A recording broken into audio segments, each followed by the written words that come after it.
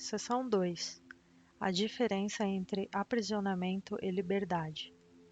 Há uma referência racional para a escolha. Só um professor sabe qual é a tua realidade.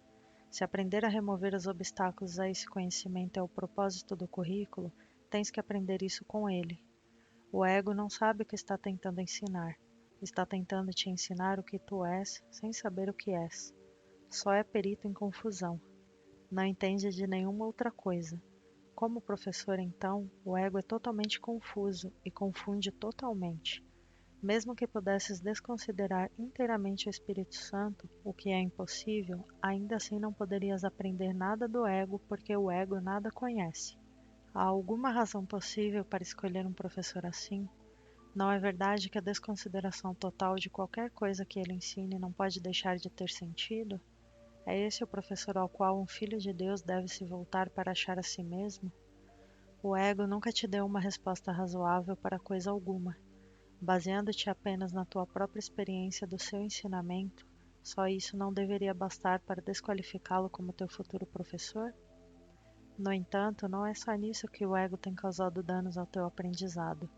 Aprender traz alegria, se te conduz ao longo do teu rumo natural e facilita o desenvolvimento do que tens. Porém, quando recebes um ensinamento contra a tua natureza, perderás com o teu aprendizado, porque o teu aprendizado vai aprisionar-te. A tua vontade está na tua natureza e, portanto, não podes ir contra ela. O ego não pode te ensinar coisa alguma desde que a tua vontade seja livre, porque não o escutarás. Não é tua vontade ser aprisionado, porque a tua vontade é livre. É por isso que o ego é a negação da vontade livre. Nunca é Deus quem te coage, porque ele compartilha a sua vontade contigo.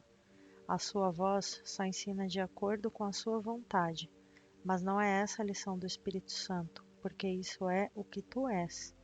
A lição é que a tua vontade e a de Deus não podem discordar, porque são uma só. Isso é o desfazer de todas as coisas que o ego tenta ensinar. Não é então apenas a direção do currículo que tem que estar livre de conflitos, mas também o conteúdo. O ego tenta ensinar que queres te opor à vontade de Deus. Essa lição, que não é natural, não pode ser aprendida, e a tentativa de aprendê-la é uma violação da tua própria liberdade, fazendo com que tenhas medo da tua vontade, porque ela é livre. O Espírito Santo se opõe a qualquer aprisionamento da vontade de um filho de Deus, sabendo que a vontade do filho é a do Pai. O Espírito Santo te conduz consistentemente pelo caminho da liberdade, ensinando-te como desconsiderar ou olhar para o que está além de tudo o que poderia deter-te. Nós dissemos que o Espírito Santo te ensina a diferença entre dor e alegria. Isso é o mesmo que dizer que ele te ensina a diferença entre prisão e liberdade. Não podes fazer essa distinção sem ele, porque tens ensinado a ti mesmo que prisão é liberdade. Acreditando que as duas coisas sejam a mesma, como é que podes fazer a distinção entre elas? É possível pedires a parte da tua mente que te ensinou a acreditar que elas são a mesma para ensinar-te como são diferentes? O ensinamento do Espírito Santo toma apenas uma direção e tem apenas uma meta. A sua direção é a liberdade e a sua meta é Deus. No entanto, ele não pode conceber Deus sem ti, porque não é a vontade de Deus ser sem ti.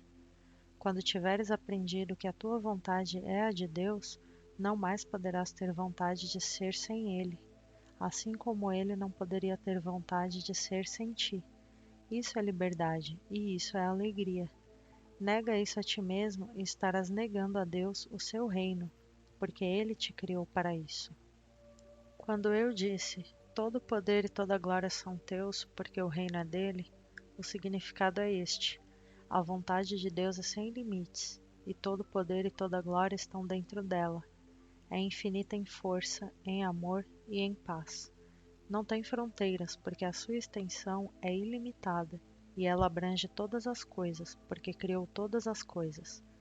Tendo criado todas as coisas, fez com que fossem parte de si mesma. Tu és vontade de Deus, porque foi assim que foste criado, porque o teu Criador só cria como Ele próprio. Tu és como Ele, tu és parte dele, que é todo o poder e toda a glória, e és, portanto, tão ilimitado quanto Ele. A que outra coisa, além de todo o poder e de toda a glória, pode o Espírito Santo apelar para restaurar o reino de Deus? Assim sendo, o seu apelo dirige-se meramente ao que é o reino, para que o próprio reino reconheça o que é. Quando reconheces isso, trazes automaticamente esse reconhecimento a todos, porque reconheceste a todos. Pelo teu reconhecimento, despertas o deles, e através do deles, o teu é estendido. O despertar corre com facilidade e contentamento pelo reino em resposta ao chamado daquele que fala por Deus. Essa é a resposta natural de cada filho de Deus à voz pelo seu Criador, porque essa é a voz pelas suas criações e pela sua própria extensão.